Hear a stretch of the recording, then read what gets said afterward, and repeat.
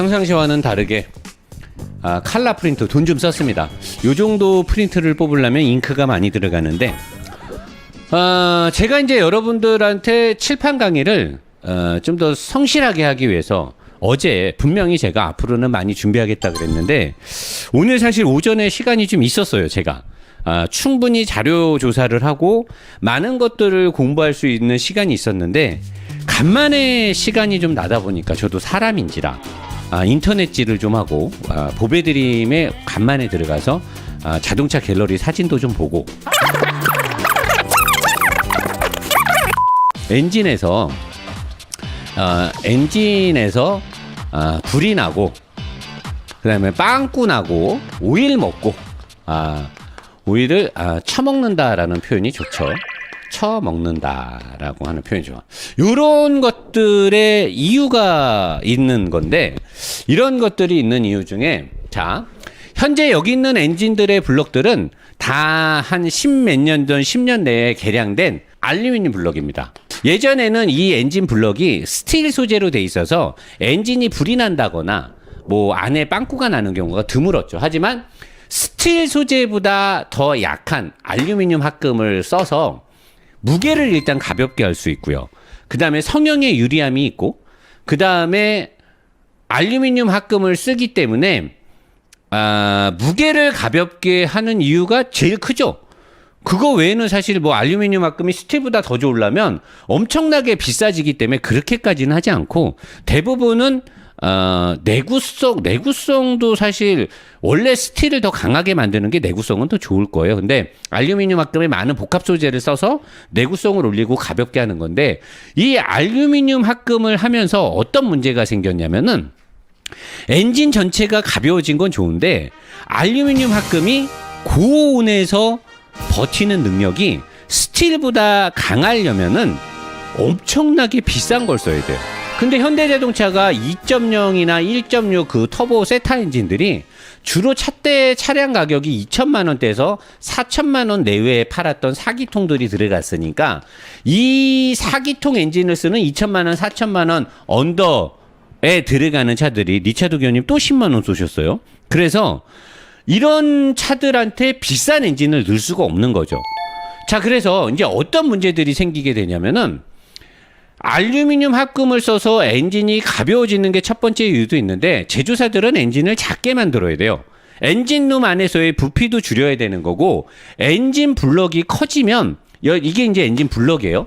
여기에서 피스톤이 왔다 갔다 하는데 엔진 블럭이 이렇게 길어지든 이렇게 넓어지든 엔진 블럭이 커지면 로우 엔진 블럭 밑에 쪽에 크랭크 축을 받쳐주는 로우 엔진 블럭도 커져야 되고 오일팬, 오일을 담고 있는 팬이죠.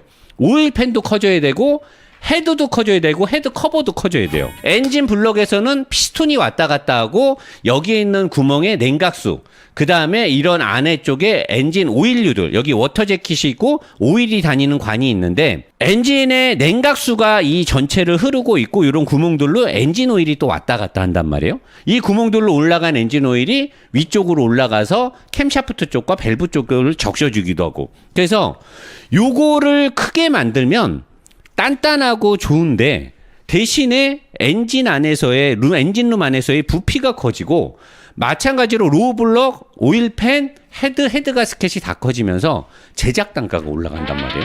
근데 예전에 이 엔진 블럭을 스틸로 된 거를 만들었을 때는 기본적으로 구멍이 이렇게 있을 때 이 스틸 자체가 열에 버티는 힘이 굉장히 강하단 말이에요. 무거운 게 흠이지 알루미늄보다는 스틸이 월등히 강하니까. 그리고 예전에 스틸 엔진 때는 치밀하게 제조사들이 단가를 막 아끼지 않았기 때문에 이 피스톤이 왔다 갔다 하는 이 실린더 블럭 안에 피스톤 구멍 이 4개의 사이가 어느 정도 거리가 있고 전체적으로 쇠가 많아서 여기서 어떤 폭발이 일어난다 하더라도 이 안에서 어떤 변형이 일어날 확률이 되게 적었어요. 그러다가 제조사들이 단가를 아끼기 위해서 제조 단가를 아끼기 위해서 엔진을 좀 더 작게 만들기 시작한 거예요. 똑같은 2000cc인데 이제는 엔진의 주변이 별로 없어. 이렇게 다닥다닥 붙어 있는 거예요. 이렇게. 근데 엔진에 대한 제작 단가를 낮추면서 요 사이들이 좁아지고 엔진의 여유가 없어져. 근데 여기에서 다시 소재가 알루미늄 블록으로 바뀌기 시작한 거예요. 이때부터 이제 엔진 화재나 문제들이 생겨요. 처음에 엔진에 알루미늄 블록을 적용했던 회사는 당연히 독일 쪽이겠죠. 미국이 가장 늦게 알루미늄 블록으로 넘어갔고요. 독일 쪽이 넘어가면 그 다음에 누가 넘어가겠어? 독일이 가면 제일 좋아하는 애들 일본이 따라가겠지. 일본이 따라가면 예전에 우리나라 현대기아자동차가 미쓰비시, 도요타, 혼다 이런 마쓰다로부터 엔진 제휴 기술을 걸어가지고 기술을 갖고 왔으니까 이제 한국인 우리나라가 알루미늄 블록을 따라갔겠죠. 근데 독일은 비싼 차를 많이 팔았잖아요. 고급 차들을. 그러면서 얘네가 GDI 엔진, 직분사 엔진 시스템을 적용을 해요. 마찬가지로 이 당시 일본에서도 직분사 GDI 엔진이 개발이 끝났어요. 미쓰비시라든가 도요타라든가 얘네들이 직분사 엔진에 대한 개발이 다 끝났었단 말이에요. 우리나라는 그때 현대자동차는 직분사 엔진 개발을 하지 못했었습니다. 기술이 딸릴 때였어요. 그 당시에는. 근데 일본 애들이 스틸 블록에서 알루미늄 블록으로 넘어가고 제조 단가를 낮추기 위해서 원가 절감과 소재에 대한 이런 것들을 적용했는데 이 상태에서 GDI 엔진을 적용을 했더니 이 안에 열이 너무 많이 나는 거라. 이 실린더 안에서 열이 너무 많이 나니까 이 사이들이 이 열을 못 견딘다라고 판단이 된 거예요. 그리고 요 중간들, 그러니까 엔진의 요런 데 여기 보시면 엔진 블럭이 이렇게 볼트가 체결되는 데는 두꺼운 게 있고요. 소재를 아끼고 가볍게 하기 위해서 이렇게 벌집 모양으로 이렇게 찍어가지고 벌크헤드 모양으로 굉장히 필요 없는 부분은 다 쇠를 알루미늄 합금을 제거를 한단 말이에요. 근데 이런 안쪽에 소실이 되거나 이런 알루미늄 합금이 녹거나 변형이 온다라는 거 일본 애들은 알게 된 거예요. 그래서 미쓰비시도 그랬고 도요타도 그렇고 GDI 엔진에 적용을 포기를 해요. 근데 독일은 했어. 왜? 얘네들은 판매되는 차량의 객단가가 되게 높았어요. 벤츠니 BMW니 판매 단가가 높으니까 엔진에 대한 소재공학 그리고 구조적인 부분에 대해서 아낌없는 투자를 해서 얘네는 엔진을 개발을 해서 얘네들이 독일 애들이 만들었던 벤츠 BM 아우디의 직분사 개솔린 엔진들은 요 틈이 되게 넓어요. 분명히 그 당시에 현대자동차의 엔진의 내구성이나 기술이 일본보다 좋진 않았어요. 지금은 현대자동차가 앞서는 것도 많잖아요. 근데 그 당시에 십몇 년 전에는 일본보다는 우리나라 현대자동차가 당연히 엔진 기술이 뒤떨어져 있었단 말이에요. 소재공학도. 근데 일본 애들은 이걸 다 개발했음에도 불구하고 적용을 안 했는데 현대자동차는 냅다 우리는 GDI다 그러면서 우리는 직분사다 그러면서 아니다 넣고 쏴버리 폭파 행정이 되게 활발해지죠. 엔진 힘이 올라가고 카본대가 생기고 엔진 오열이 올라가요. 얻는 게 있으면 있는 게 있는 거예요. 세상은 공평한 거예요. 현대자동차가 왜 이 세타 엔진 계열들의 문제가 되냐면 이런 소재를 아꼈기 때문이에요. 그리고 구조적으로 엔진을 작게 만들기 위해서 제조 단가를 아꼈기 때문이고 그래서 여기서 이제 열이 생기는데 이 열을 제대로 식히지 못해. 뭐냐면 여기 보면 워터젯이라고 해서 이 실린더 주변에 냉각수가 흐르는 관이 있고 오일이 흐르는 관들이 있어요. 얘네들이 흐르면서 여기 보시면 이 실린더 여기에 이제 피스톤이 왔다 갔다 하는 거 이게 피스톤이에요. 여기 커넥팅 노드가 있고 왔다 갔다 할 때 나는 열들을 냉각수라든가 오일들이 이 뭐 일체형, 분리형 건식, 분리형 습식이라고 해서 이 안을 식혀줘야 되는데 제대로 못 식혀주니까 얘네들이 변형이 생겨. 변형이 생기면서 이 피스톤이 움직이면서 매끈하게 움직이지 않고 이 실린더 내벽을 긁는 현상이 노킹 비슷하게 돼서 긁어요. 그러면서 이 틈으로 오일이 새는 거예요. 그리고 잘못됐을 때 얘가 마찰이 제대로 안 되니까 윤활이 제대로 안 되니까 부러지기도 하고 녹기도 하고 이런 현상이 생기는 건데 모든 건 첫 번째가 소재예요. 소재를 저렴하게 쓰기 때문에 얘의 강성, 기본적인 강성이 떨어지는 거고 그 다음에 구조적인 설계 부분인 거죠. 그래서 지금 현대나 기아자동차가 자꾸만 이런 내용을 저보다 더 훨씬 잘할 거란 말이에요. 자기네들이 만들었으니까. 근데 이런 거를 엔진을 교환해 주거나 평생 리콜, 보상, 리콜을 실행하지 않고 엄한 뭐 오일 게이지를 바꿔준다는 등 오일을 더 많이 넣어준다는 등 나는 이렇게 하는 행위 자체가 지금 틀렸다고 보는 거예요. 분명히 독일이든 일본이든 우리나라든 다 알고 있는 내용이란 말이죠. 소비자만 모르는 거고 제조사는 아는데 알면서도 그런 걸 안 해주니까 문제가 되는 거고 여러분들이 차를 오래 타게 되면 어디에서 오일이 많이 새냐면 요 밑에 오일팬하고 언더 로우 헤드 로우 블럭이라고 그러죠. 엔진 블럭의 밑쪽에 크랭크 축이 있는 이 부분의 가스켓들이 여기 지금 사방에 이렇게 가스켓이 있어요. 여기 위에도 지금 가스켓이 이제 보여요, 여러분? 엔진 블럭과 헤드의 접합부에 있는 가스켓. 헤드와 헤드 커버에도 여기도 가스켓이 들어가요. 고무로 된 가스켓이 들어가는데 여기에도 가스켓이 들어갑니다. 여러분들이 차를 타면 오래 타면 이 가스켓들에서 오일이 누유가 시작이 돼서 엔진 밑에가 시커멓게 되고 하는. 근데 이거를 방지할 수 있는 방법이 두 가지가 있어요. 두 가지가 있는데 뭐 두 가지라고 얘기하기는 좀 그런데 첫 번째는 뭐냐면 여러분들이 엔진 오일을 자주 갈아주잖아요. 엔진 오일을 자주 갈아주면 오일이 깨끗하면 오일을 자주 안 갈고 오래 타면 오일에 이물질이 끼면 오일이 산화가 돼요.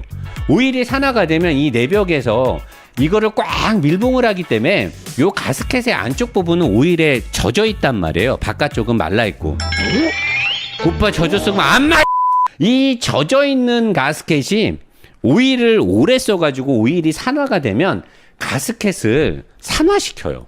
부스러진단 말이에요. 그러면서 그 틈으로 오일이 새요. 그래서 오일을 자주 갈게 되면은 오일이 산화가 덜 되기 때문에 가스켓들이 산화 속도가 늦는다는 거고요. BMW들이 엔진 오일이 자주 샌다라고 하는 건 왜 그러냐면 자 엔진을 시동을 걸고 쭉 주행을 했어. 그러면 엔진 온도가 올라가죠. 근데 BMW 같은 경우는 엔진은 폭파의 힘으로 가는 게 아니라 폭파 에너지가 아니라 열 에너지예요. 얼마만큼 이 안에서 터지는 휘발유와 불꽃점화를 통해서 하는 그 열 에너지를 얼마나 효율적으로 쓰느냐가 좋은 엔진이냐 나쁜 엔진이냐인데 BMW들이 경쟁사들에 비해서 같은 배기량으로 힘이 더 나와요. 출력이 더 나고 RPM을 더 쓴단 말이에요. 그랬다는 건 온도를 더 높게 쓴다는 거예요. 그래서 BMW들이 계기판을 자세히 보시면 냉각수온 게이지하고 오일 온도 게이지가 BMW는 둘 다 표시되는 차가 많아요. 왜냐하면 운전자가 냉각수의 온도와 오일 온도를 수시로 보라라고 메시지를 줘요. 그만큼 온도를 많이 쓴다라는 거고 냉각수온이나 오일 온도, 냉각수는 보통 이제 85도에서 95도 정도 사이를 유지하고 오일 온도는 105도에서 약 한 110도 사이를 왔다 갔다 이게 뭐 정확하진 않아요. 이게 근데 오일 온도는 115도를 넘어가기 시작하면 좋지 않은 거예요. 115도 밑을 유지해 줘야 되는데 이 엔진이 효율이 높고 힘을 많이 쓰는 엔진은 항상 105도를 자주 넘기죠. 근데 엔진이 힘아리가 없고 별로인 엔진들은 105도를 잘 안 넘어가요, 엔진 오일이. 근데 115도까지도 자주 올라가는 이 BMW 엔진들은 그만큼 열 에너지를 많이 쓴다라는 건데 많이 쓰면 자 115도, 120도까지 올라갔던 엔진 오일을 와서 딱 시동을 껐어. 겨울에 주차했어. 그러면 상온으로 115도 이상까지 올라갔다가 겨울에 주차장에 세워놓으면 영하 한 20도, 영하 한 10도까지 떨어지죠. 이 온도차가 너무 심한 거야. 100도 이상의 온도차가 나니까 수축과 팽창과 온도에 의한 습기를 머금으면서 이 가스켓이 또 마탱이가 가요. 그래서 사실은 엔진 오일 교환을 자주 하면 좋고 이러면서 실내 주차장이라든가 아니면 혹한의 주행을 자주 안 하고 혹사시키는 주행을 자주 안 해서 엔진 온도의 변화폭을 줄이면 이 가스켓들이 변형이 더 천천히 되죠.